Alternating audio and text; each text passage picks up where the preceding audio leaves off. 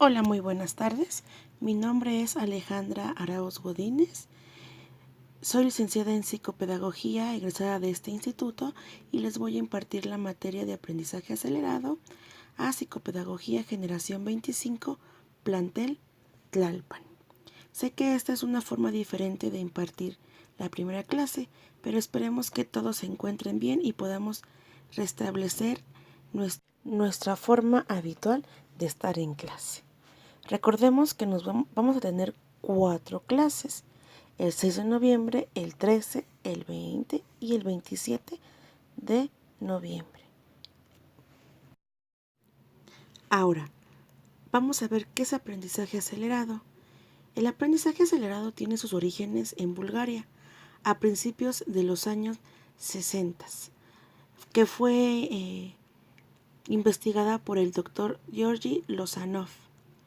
Gracias a los descubrimientos del doctor y a otros autores que se están dedicando desde hace 20 años al estudio del cerebro y sus funciones para el aprendizaje, se ha llegado a la conclusión de que los conocimientos adquiridos del ser humano hasta ahora ocupan probablemente menos de 1% de lo que hay que saber. El aprendizaje acelerado consiste en aprender a aprender, en saber cómo funciona el proceso de aprendizaje de cada persona, darle las herramientas adecuadas para que las pueda utilizar de forma natural, combinando ritmos, frecuencias y tonos. También el lenguaje corporal, que permite al cerebro hacer una síntesis entre los dos hemisferios. El aprendizaje está basado en representaciones, juegos y en el uso de determinadas melodías musicales. El superaprendizaje o aprendizaje acelerado apunta a mejorar las relaciones entre los sujetos del proceso educativo, partiendo de la necesidad de conocerse con detenimiento, tanto docentes como alumnos. En este punto hay que precisar que los docentes debemos de conocer, no a la perfección, pero hacer como un examen diagnóstico para que podamos ver qué tipo de inteligencia posee nuestro alumno y de ahí partir para hacer un aprendizaje acelerado de forma adecuada. En el año de 1987 quedó demostrado que las emociones y el estrés afectan el aprendizaje y también el cómo se registra el aprendizaje en el cerebro. Estos dos factores son muy importantes para que tomemos en cuenta a la hora de que queremos ver qué queremos que el alumno aprenda y cómo se encuentra en ese momento.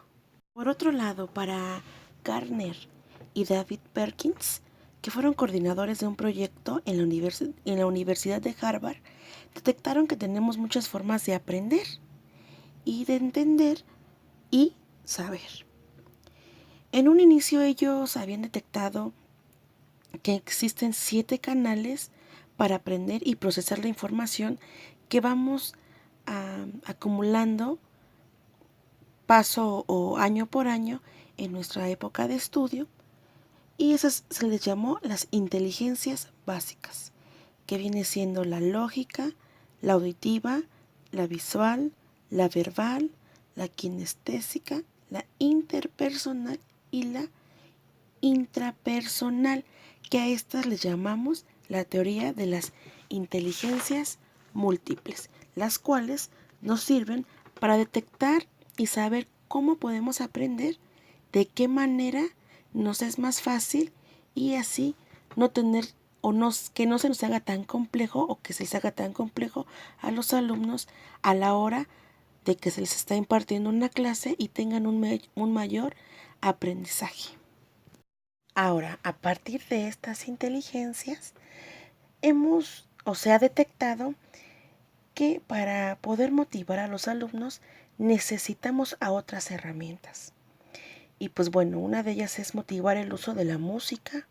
¿Para qué? Para que tanto música relajante como música que a los alumnos les guste, porque hay muchas veces que al ponerles este tipo de música, los ritmos, se va creando un ambiente más cálido en el cual ellos tengan un mayor aprendizaje. También los colores, que es algo importante en el aula y si se utiliza la tecnología en las diapositivas que se les están proyectando a los alumnos. ¿Para qué? Para que no les sea tan tedioso o aburrido si se les coloca algún tipo de color oscuro donde no les llame la atención. Igual, el general movimiento, tanto el docente como el alumno, que estén o que participen en toda el aula. También intercambiando el análisis de lo que se está viendo, a la comunicación entre los mismos alumnos y el docente, el juego, que también tiene que ser algo importante, y manejarles alguna respiración o algunos otros elementos que les sea de relajación. ¿Para qué? Para que ellos tengan una mayor fluidez a la hora de estar en el aula de clases. Como también lo hemos visto, que se debe de tener, se debe de innovar la forma de impartir la clase, la cual es todos los elementos que se tienen en el aula, utilizarlos, tanto ya sea como el piso, la pared, las sillas, las mesas, el monitor o una computadora, utilizarlos todos. ¿Para qué? Para que ellos vean que no con el simple hecho de llevar un cuaderno o un lápiz es la única forma de aprender. No, darles más herramientas y guiarlos. ¿Para qué? Para que tengan un mejor aprendizaje.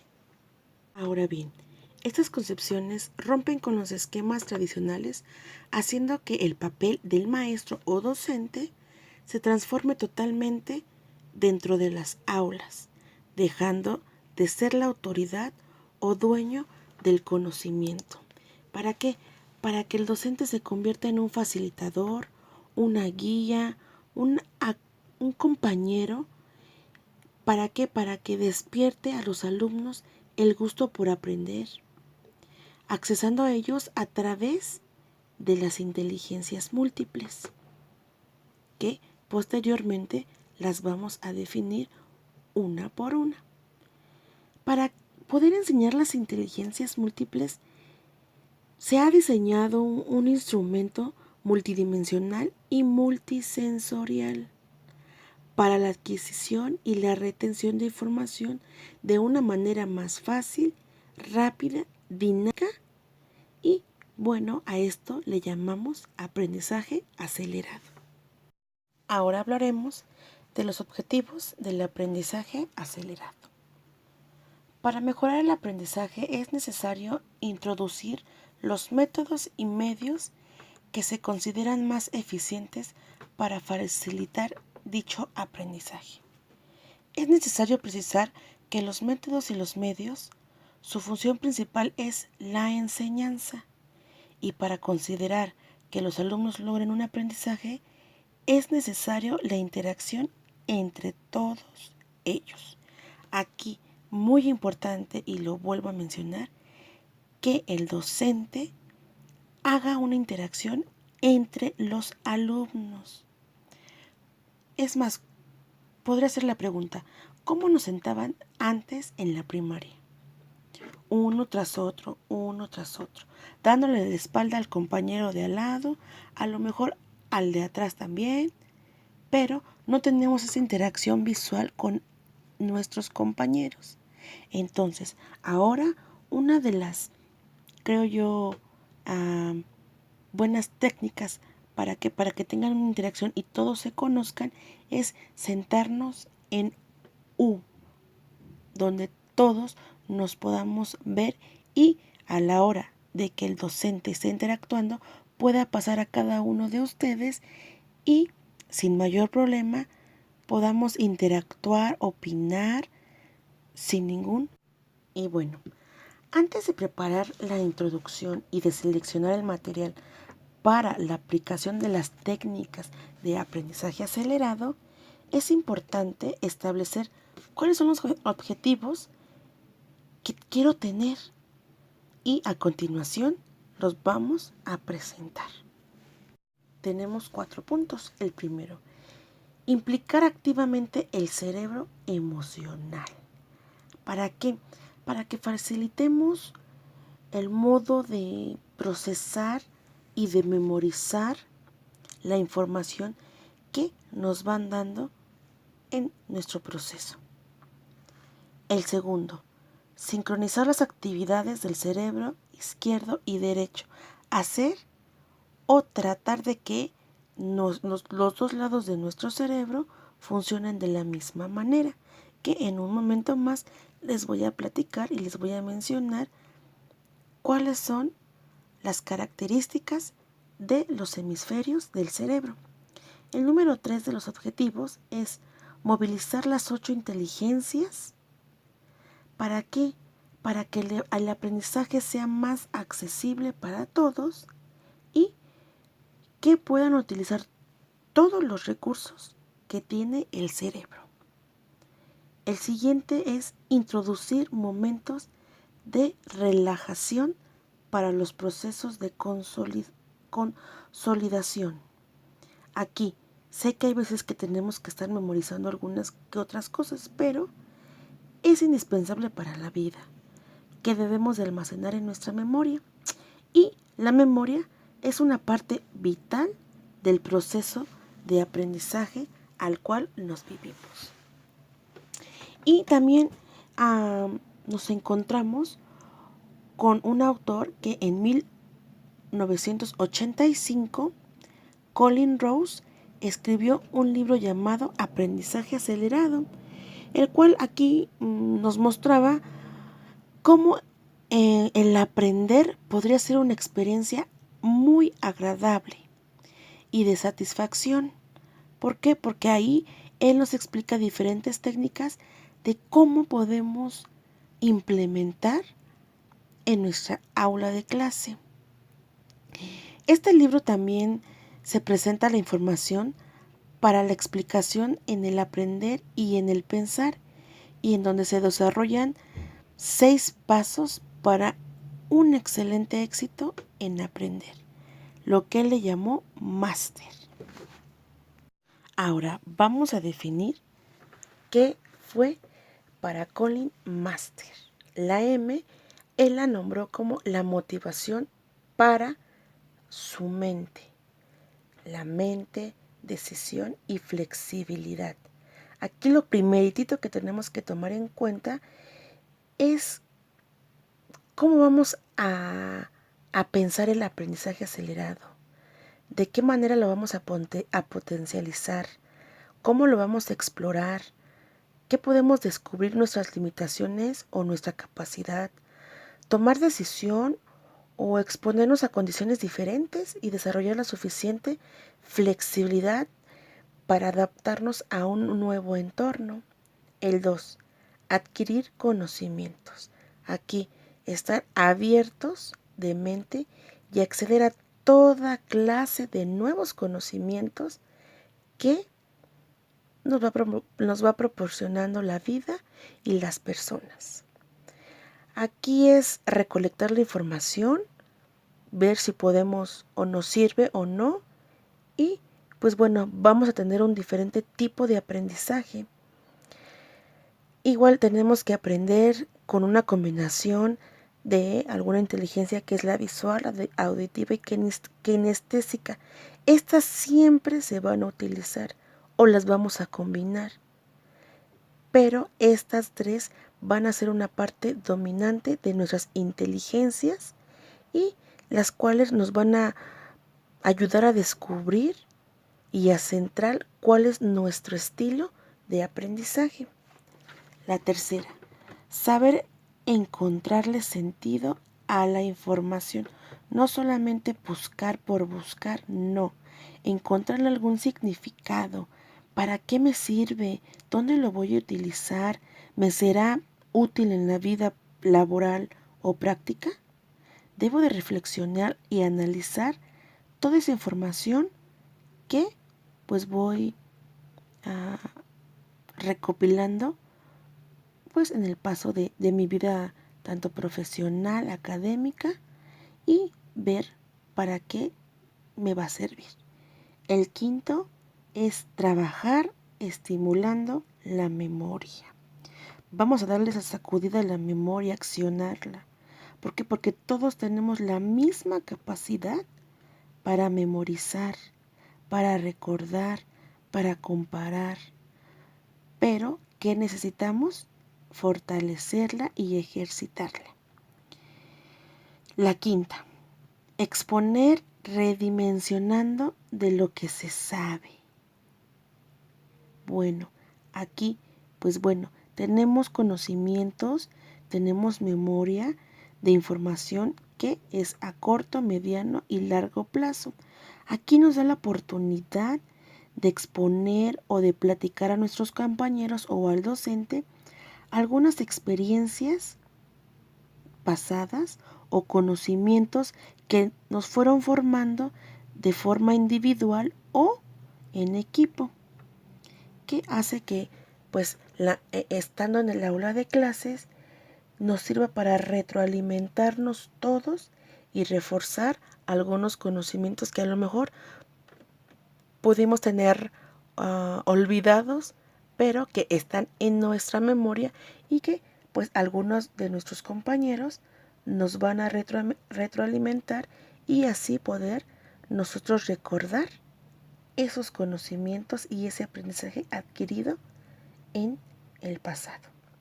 El sexto es reflexionar sobre lo aprendido y su aplicación.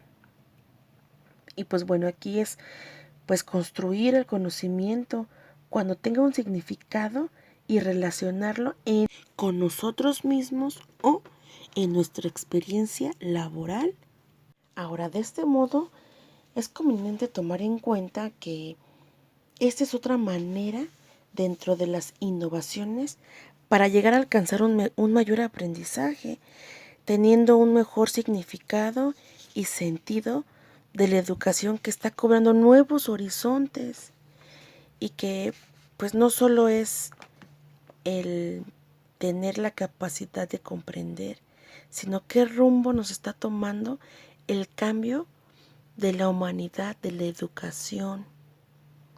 Ahora, el diseño de las escuelas, en donde los aprendices van para que les enseñen, vayan a aprender, pues de este modo tiene que cambiar totalmente de fondo el sentido, ¿a qué van? Si el objetivo es aprender a aprender, pues debe de tomarse en cuenta todos los factores que son importantes para lograrlo, como la modificación de las tradicionales técnicas educativas, buscar la innovación, las dinámicas, que sean unas actividades más participativas, que sean más críticos, cambiar lo tradicional a lo innovador. Ahora vamos a mencionar el clima del aula. La educación viene o vive una época de cambios, y son muchos, donde cada vez más se da lugar a la libre expresión, a la comunicación horizontal. Ha caducado la posición del docente por encima de los estudiantes, al que había que mirar desde abajo, en una posición subordinada, al que no se le cuestionaban sus opiniones, sus técnicas educativas, ni nada que pudiese disputar el poder que ejercía en el aula de clase. Poder que les daban a los docentes la potestad de enseñar, aprobar o aplazar desde una perspectiva netamente conductista y con el control de todos los procesos. Creo que esta perspectiva conductista hay veces que se sigue dando en algunas escuelas donde, bueno, el docente es la mayor autoridad o el que lo sabe todo. Sí, hay docentes buenos, habemos docentes muy bien preparados, pero ¿por qué no dejar que los alumnos se expresen? ¿Por qué no guiarlos para que ellos tengan sus propios aprendizajes? Sé que el mundo va cambiando, pero hay que tener otra innovación. Como ya lo habíamos mencionado, hay que pues tomar la tecnología, hay que saberla utilizar. Como por ejemplo en estas imágenes vemos cómo los chicos tienen su tablet, pero el docente tiene que guiarlos, no dejarles la tablet. ¿Por qué? Porque si les dejamos la tablet, pues bueno, hacen lo que ellos quieren, pero no guiarlos. Vamos a utilizar esta aplicación, vamos a utilizar esta técnica, ahora vamos a hacer esto, ahora comunícate, tener esa innovación y crear ese ambiente de confianza, tanto del docente con los alumnos y alumnos con alumnos. Y bien dicho una frase, la letra entra con sangre. Y pues bueno, eso era una escuela tradicional, pero hoy el aprendizaje debe descansar en el aula, donde la afectividad, la comunicación asertiva, muy importante, y el respeto, que también es sumamente importante, deben ser las bases que sustenten el clima del aula. Si la asertividad, la afectividad y el respeto se pierden, pues creo que ya el clima del aula, pues bueno, va a ser completamente negativo, y eso es lo que no se quiere en las aulas. Tenemos que tener una buena comunicación con los alumnos. Ahora veremos qué es la creatividad.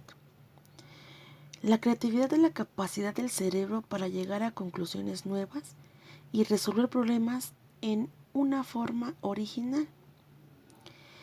Se relaciona con la afectiva integración de ambos hemisferios cerebrales. La creatividad ha existido desde siempre. Es una habilidad del ser humano y por lo tanto vinculada a su propia naturaleza.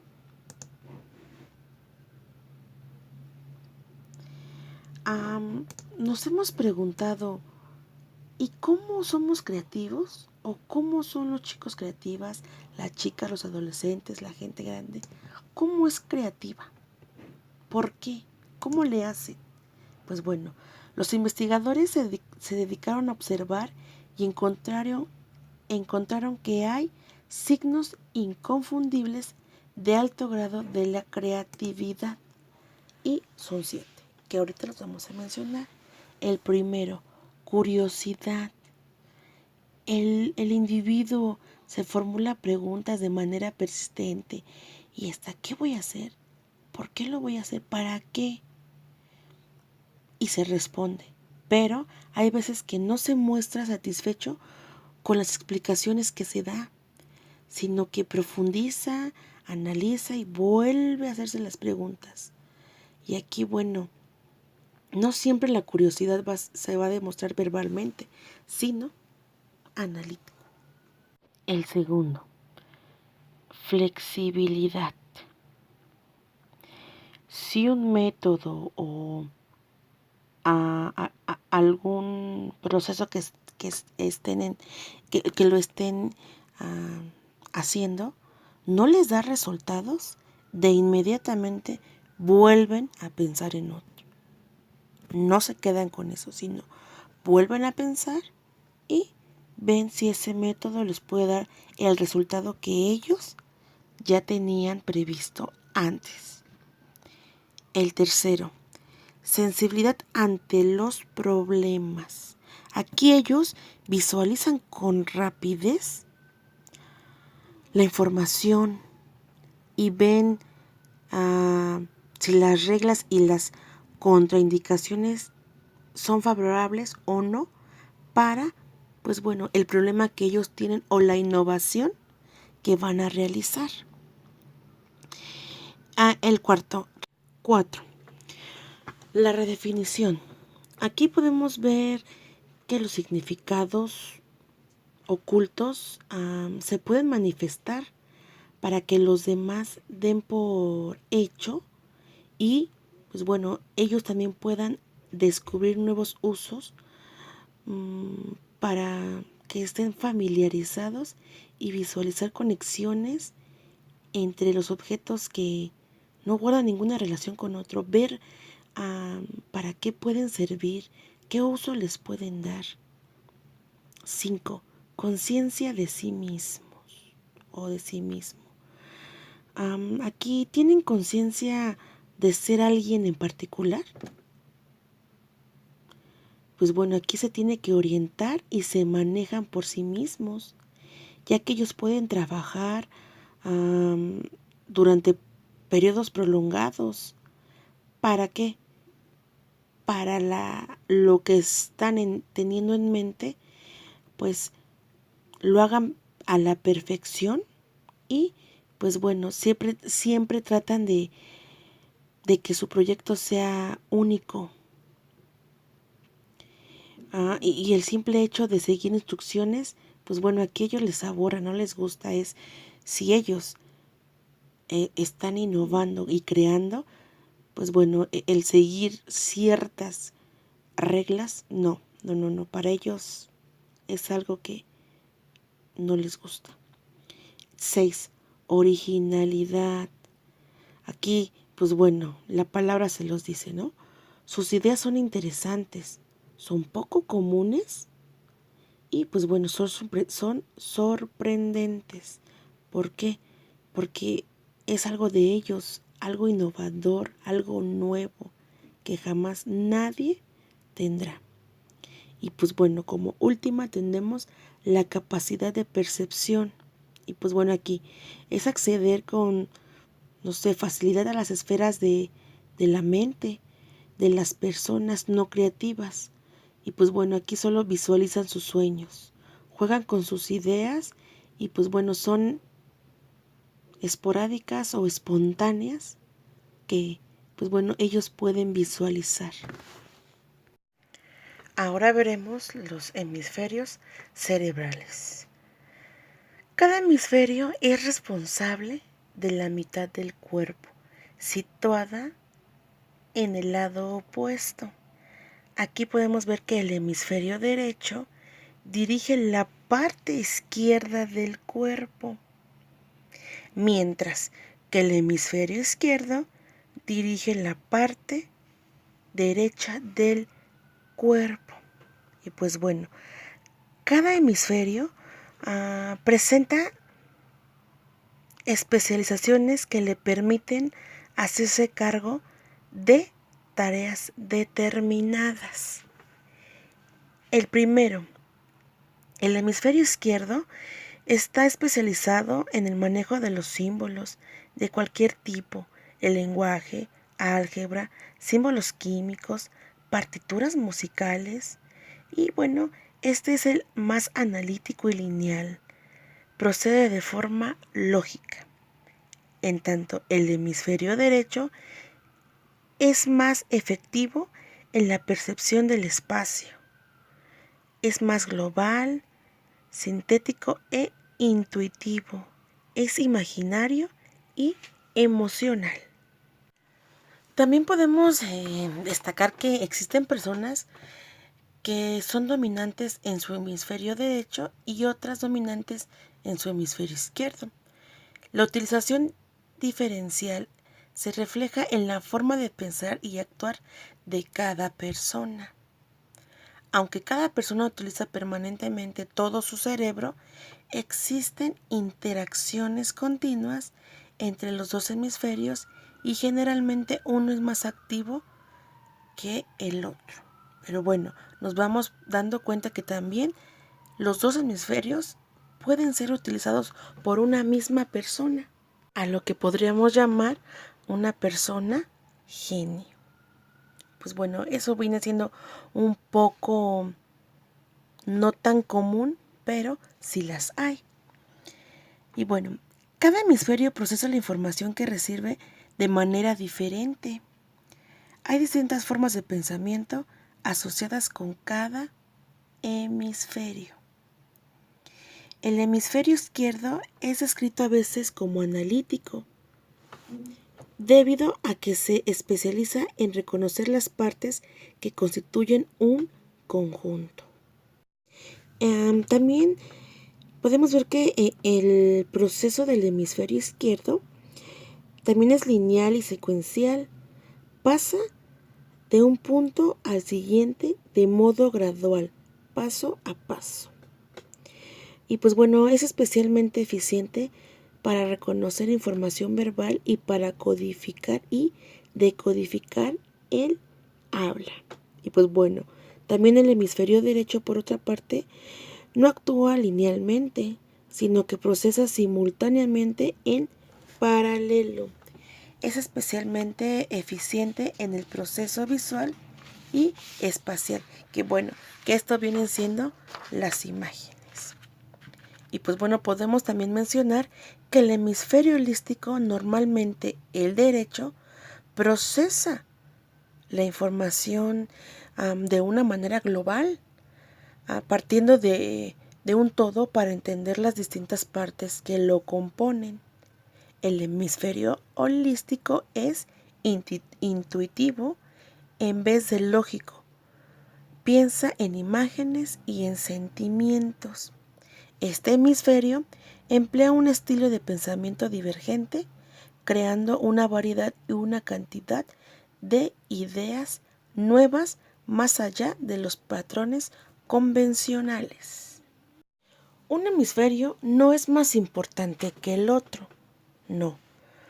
Para poder realizar cualquier tarea necesitamos usar los dos hemisferios, especialmente si es una tarea complicada.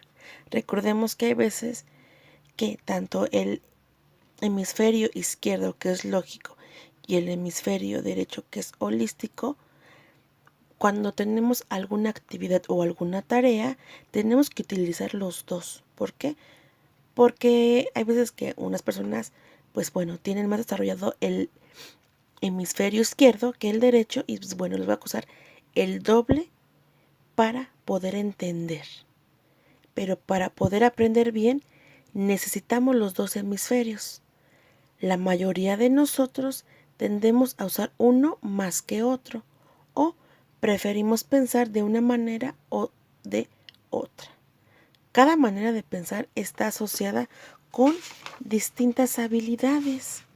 Y pues bueno, aquí podemos ver que el hemisferio lógico, que es el hemisferio izquierdo, pues bueno, los modos de pensamiento son lógico y analítico, abstracto, de secuencias, lineal, realista, verbal, es temporal, es simbólico, cuantitativo y otra vez lógico. Y pues bueno, las habilidades asociadas podemos mencionar que son la escritura, los símbolos, el lenguaje, la lectura, la ortografía, la oratoria, el escucha, localización de hechos y detalles, asociaciones auditivas, procesa una cosa por vez y sabe cómo hacer algo. Ese viene siendo el hemisferio lógico, que es el hemisferio izquierdo. Ahora te voy a mencionar del hemisferio derecho o holístico, que los modos de pensamiento son los siguientes. Modos de pensamiento: holístico e intuitivo, concreto, global, aleatorio, fantástico, no verbal, atemporal, literal, cualitativo y analógico. Y pues bueno, las habilidades asociadas vienen siendo las relaciones espaciales, formas y pautas, cálculos matemáticos, canto y música, sensibilidad al color, expresión artística, creatividad, visualización, emociones y sentimientos, procesa todo al mismo tiempo y pues bueno, descubre qué puede hacer o qué puede hacerse. Y pues bueno, esto vendría siendo pues a grandes rasgos lo que se tendría que ver en esta primera clase. La siguiente clase, pues bueno, estaríamos viendo las inteligencias múltiples, que con un correo pues ya les estaré mandando cómo vamos a trabajar y bueno, vamos a estar al pendiente de lo que nos diga el instituto para ver si ya nos vamos a ver presencialmente o seguiremos con estas asesorías y interactuando con la nueva tecnología. El no pensar que no nos vamos a poder ver o no nos vamos a poder comunicar si tenemos la tecnología súper avanzada con la cual nos puede servir para poder comunicarlos y tener un aprendizaje un poco diferente, pero muy bueno. Muchas gracias y espero que se encuentren muy bien, que tengan bonita semana. Cualquier duda, ya tienen mi correo y estamos en contacto.